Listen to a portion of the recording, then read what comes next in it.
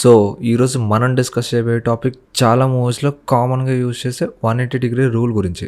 అసలు విషయం ఏంటంటే, మొన్న లోకేష్ కనగరాజ్ ఇంటర్వ్యూ చూస్తున్నప్పుడు లోకేష్ విక్రమ్ మూవీ గురించి మాట్లాడుతూ మనకు కొంచెం హోంవర్క్ ఇచ్చారు. இந்த 180 rule ஒன்று இருக்குல்ல I would have broken that 180 rule for 3 or 4 times in Vikram. Vikram. So And there are still places in Vikram where probably I'm waiting for your next interview for you to find out and say. ఇప్పుడు అతను break చేసిన ఆ మిగతా shorts ఏంటో తెలుసుకుందాం. వాటితో పాటు ఇంకా వేరే మూవీస్లో కూడా ఏ సిచ్యువేషన్స్లో ఈ రూల్ని బ్రేక్ చేశారో చూద్దాం. దానికంటే ముందు మీకు తెలియాల్సిన విషయాలు కొన్ని ఉన్నాయి. అదేంటంటే 180 రూల్ని చాలామంది ఫాలో అవుతారు, అది కామన్. వాటితో పాటు చాలామంది డైరెక్టర్స్ బ్రేక్ చేస్తారు. సో ఇప్పుడు బ్రేక్ చేయడం వెనుక ఉన్న ప్రాబ్లమ్స్ ఏంటి, అసలు బ్రేక్ చేయడానికి రీజన్స్ ఏంటి, ఎలాంటి సిచ్యువేషన్స్లో బ్రేక్ చేస్తారు అనే చూద్దాం. సో అసలు 180 రూల్ అంటే ఏంటి? సింపుల్గా చెప్పాలంటే ఫ్రేమ్లో క్యారెక్టర్స్ మధ్యలో ఒక ఇమాజినరీ యాక్సెస్ని మెయింటైన్ చేస్తారు. మెయిన్గా 2 క్యారెక్టర్స్ మధ్య ఈ యాక్సెస్ని ఎస్టాబ్లిష్ చేస్తారు. ఈ యాక్సెస్ని మెయింటైన్ చేయడం వల్ల క్యారెక్టర్స్ మధ్యలో ఉన్న ఇంటరాక్షన్స్ క్లియర్గా అర్థమవుతాయి. కట్ టు కట్ మధ్యలో ఆడియన్స్ డిస్కనెక్ట్ అవ్వకుండా ఉంటారు. వ్యూవర్కి క్యారెక్టర్ యొక్క స్పేసు, డైరెక్షన్, రిలేషన్ అనేది ఈజీగా అర్థమవుతుంది. ఇప్పుడు దీని యొక్క బేసిక్ రూల్స్ ఏంటో చూద్దాం. ఒకవేళ 2A షాట్ తీసుకుంటే ఫస్ట్ ఆ షాట్లో హారిజన్ లేదా డైరెక్షన్ ఎస్టాబ్లిష్ చేశాక క్యారెక్టర్ ఒకవేళ లెఫ్ట్ టు రైట్ వెళ్తే నెక్స్ట్ షాట్లో కూడా లెఫ్ట్ టు రైటే వెళ్ళాలి. యాక్సెస్ ఒకవేళ క్రాస్ చేస్తే డైరెక్షన్ ఫ్లిప్ అయిపోతుంది. అప్పుడు ఆడియన్స్కి క్యారెక్టర్ ఏంటి సడన్గా ఆపోజిట్ డైరెక్షన్ వెళ్తున్నాడు అనే ఫీలింగ్ వస్తుంది. అండ్ సేమ్ ఇలానే 2 క్యారెక్టర్స్ ఎస్టాబ్లిష్ చేస్తున్నప్పుడు కూడా ఒక సైడ్ ఫిక్స్ అయ్యి వైట్ షాట్ చేసిన తర్వాత సజెషన్స్ కూడా సేమ్ సైడ్లోనే ఉండాలి. అలా కాకుండా ఆపోజిట్ డైరెక్షన్లో మిడ్ లేదా ఓటీ సజెషన్స్ తీస్తే అబ్డ్రాప్ట్ ఫీల్ వస్తుంది. సో అప్పుడు ఏదైతే మీరు ఆల్రెడీ ఫిక్స్ అయిన డైరెక్షన్లోనే మిడ్ లేదా క్లోజప్ పెట్టుకుంటే ఆడియన్కి క్లారిటీ అండ్ స్మూత్ ఉంటుంది. నేను వస్తాను కార్తిక్, నీకోసం. నువ్వు వస్తావా నా కోసం? Yes, I will. Coming to second rule, ఒక 2 క్యారెక్టర్స్ కన్వర్జేషన్ సీన్స్ ఉన్నప్పుడు సేమ్ ఇక్కడ కూడా ఆ క్యారెక్టర్స్ మధ్యలో ఒక యాక్సెస్ని ఇమాజిన్ చేసుకొని ఒక సైడ్ ఫిక్స్ అవుతారు, రైట్ ఆర్ లెఫ్ట్. ఇప్పుడు ఫిక్స్ అయిన సైడ్ ఏదైతే ఉందో మీరు ఎన్ని షాట్స్ తీసుకున్నా ఈ సైడ్లోనే కెమెరా ఉండాలి. 180 క్రాస్ చేసి నెగిటివ్ సైడ్ వెళ్తే పర్స్పెక్టివ్ చేంజ్ అయిపోద్ది, ఎవరెవరిని చూస్తున్నారో అర్థం కాదు. దానివల్ల ఆడియన్స్ యొక్క డైరెక్షన్ ఆఫ్ అండర్స్టాండింగ్ అనేది మిస్ అయిపోద్ది. సో ఇప్పటివరకు ఎక్స్ప్లెయిన్ చేసింది 2 టైప్స్ ఆఫ్ షార్ట్స్ గురించి మాట్లాడుకున్నాం. మరి ఇంకా వేరే షార్ట్స్కి ఇది అప్లై అవ్వదా అంటే మోస్ట్లీ నో. అసలు 180 రూల్ పర్పస్ ఏంటి? 2 ఎలిమెంట్స్ మధ్యలో రిలేషన్ క్లియర్గా చెప్పడం మాత్రమే. ఇప్పుడు ఒక ఫ్రేమ్లో ఒకే క్యారెక్టర్ ఉన్నప్పుడు యాక్సెస్ క్రియేట్ అవ్వదు, ఆపోజిట్ రిఫరెన్స్ లేదు, డైరెక్షన్ కన్ఫ్యూజన్ కూడా ఉండదు. ఆ టైంలో క్యారెక్టర్ లెఫ్ట్ నుంచి రైట్కి వెళ్ళొచ్చు, రైట్ నుంచి లెఫ్ట్కి వెళ్ళొచ్చు, కంప్లీట్ ఫ్రీడమ్ ఉంటుంది. ఇంకోటి 180 రూల్ అనేది ఆడియన్స్ ఓరియంటేషన్ కోసం మాత్రమే. ఓరియంటేషన్ లేనప్పుడు రూలే అవసరం లేదు.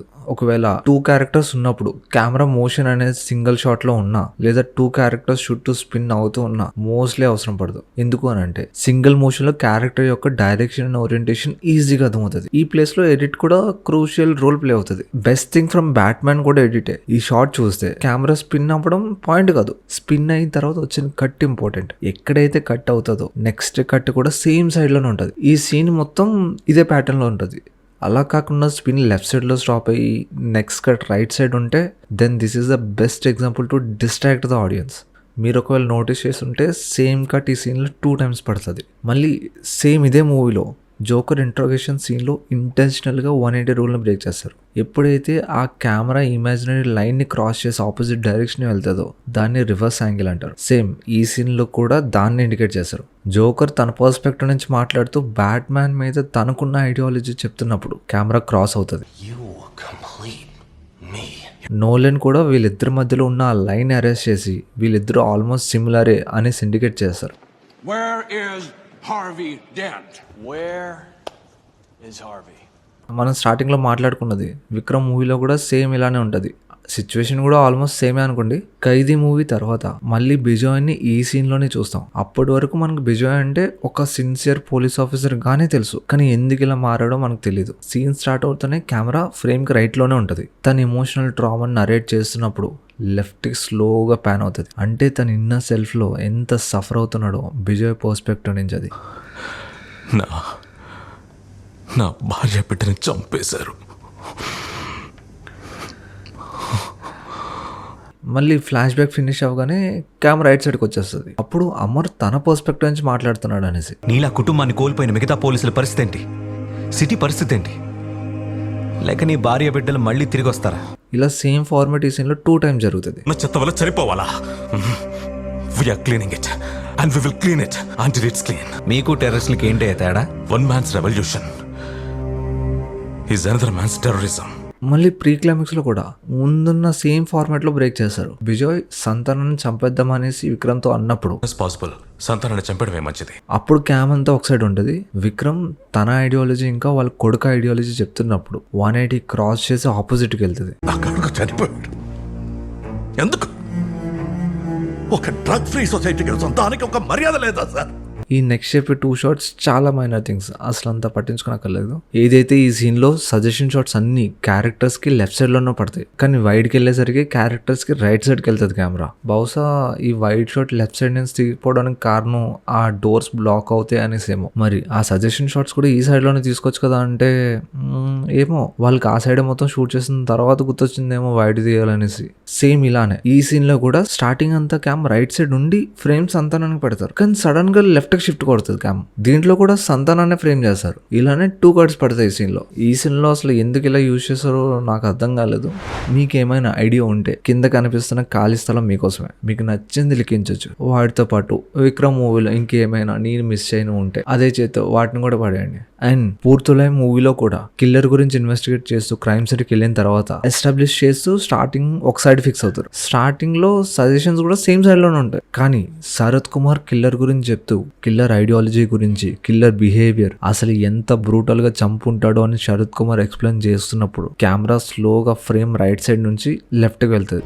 జాలి, దయ, కరుణ ఇవేవి నాకు లేవు. చంపడమే నా ఉద్దేశం అయ్యుంటే పట్టుకున్న చోటే నిన్ను చంపేసేవాడిని. I'm a sadist and a psychopath. నిన్ను చంపేశాను కదా, ఎందుకు పాత పెట్టలేదు? ఎందుకంటే నీ బాడీ సాయంతో నన్ను పట్టుకోలేరని పొగరు. అంటే సింబాలిక్ గా ఇక్కడ మనం పోలీస్ ఆఫీసర్ని చూడట్లేదు, కిల్లర్నే చూస్తున్నామనేసి చెప్పడానికి. కిల్లర్ స్ట్రాటజీని, మోటివ్ని ఎక్స్ప్లెయిన్ చేసినంత వరకు లెఫ్ట్ షాట్సే ఉంటాయి. వన్స్ కిల్లర్ గురించి అయిపోయేసరికి యూజువల్ రైట్కి పైన అవుతుంది కెమెరా. ఇక్కడ 180 రూల్ని క్యారెక్టర్ యొక్క షిఫ్ట్ కోసం బ్రేక్ చేశారు. అంటే ఒక police officer killer role play చేస్తున్నారు కాబట్టి. ఇంకోటి, ఒకవేళ ఈ మూవీ అని చూడకపోయి ఉండుంటే ఒకసారి వాచ్ లిస్ట్లోకి యాడ్ చేసుకోండి, చాలా బాగుంటుంది. One of the best screenplay and best character development arc ఉంటుంది. So coming to our last example, మనందరికి చాలా ఫేవరెట్ అయిన ఆకాశం నీ హద్రా మూవీలో కూడా సూర్య మరియు ప్రకాష్ బెల్వాడి ఫ్లైట్ బడ్జెట్ గురించి డిస్కస్ చేసుకునే సీన్ లో డైరెక్టర్ 180 రూల్ ని చాలా కాన్షియస్ గా యూజ్ చేశారు. సేమ్ ఈ సీన్ లో కూడా ఎస్టాబ్లిష్ చేస్తూ ఒక సైడ్ ఫిక్స్ అయిన తర్వాత సజెషన్స్ అన్ని సేమ్ సైడ్ లోనే ఉంటాయి, అంటే ఫ్రేమ్ రైట్ సైడ్ లోనే ఉంటాయి. ఇప్పుడు సూర్య మనం డేకి 3 షిఫ్ట్లు 6 ట్రిప్లు వేద్దాం అని చెప్పిన మూమెంట్ వరకు కూడా కెమెరా అదే సైడ్ లో ఉంటుంది. కానీ ప్రకాష్ బల్వాడి షాక్ తో ఇది ఇంపాసిబుల్, అసలు ఇలా ఇంతవరకు ఎవరూ చేయలేదు అని చెప్పిన నెక్స్ట్ మూమెంట్ లో డైరెక్ట్ గా యాక్సెస్ క్రాస్ చేసి ఫ్రేమ్ లెఫ్ట్ సైడ్ కి జంప్ అవుతుంది. ఆ కట్ తర్వాత సూర్య డైలాగ్ వస్తుంది, అందుకే మనం చేయబోతున్నాం లెట్స్ బ్రేక్ దిస్ రూల్స్ అనేసి. విజువల్ లాంగ్వేజ్ లో ఇది ఒక క్లియర్ స్టేట్మెంట్. స్టోరీ ఒక సైడ్ నుంచి ఇంకొక సైడ్ కి షిఫ్ట్ అవుతుంది అనేసి అండర్లైన్ చేయడానికి. ఇక్కడ నరేటివ్ గా రూల్స్ బ్రేక్ చేయబోతున్న క్యారెక్టర్ ని కెమెరా కూడా రూల్ బ్రేక్ చేసి ఫాలో అవుతుంది. ఇంకోటి, సేమ్ ఇదే మూవీలో ఇంకో 2 places లో కూడా బ్రేక్ చేస్తారు రూల్ ని. నెక్స్ట్ టైం మీరు చూస్తున్నప్పుడు ఐడెంటిఫై చేస్తే రిమెంబర్ దిస్. అండ్ ఇప్పటికల్లా ఈ రూల్ గురించి ఒక బేసిక్ ఐడియా అయితే వచ్చి ఉంటుంది అనుకుంటున్నా. బ్రేక్ చేయడం అనేది మిస్టేక్ కాదు, ఇంటెన్షన్ లేకుండా బ్రేక్ చేయడం అనేదే మిస్టేక్. సో ఇలాంటివి కలిసి నేర్చుకోవాలనిపించిన, లేదా ఇప్పుడు వరకు చెప్పిన దాంట్లో కొంచెమైనా ఇంట్రెస్టింగ్ అనిపించిన, let's connect with us through our channel film corner.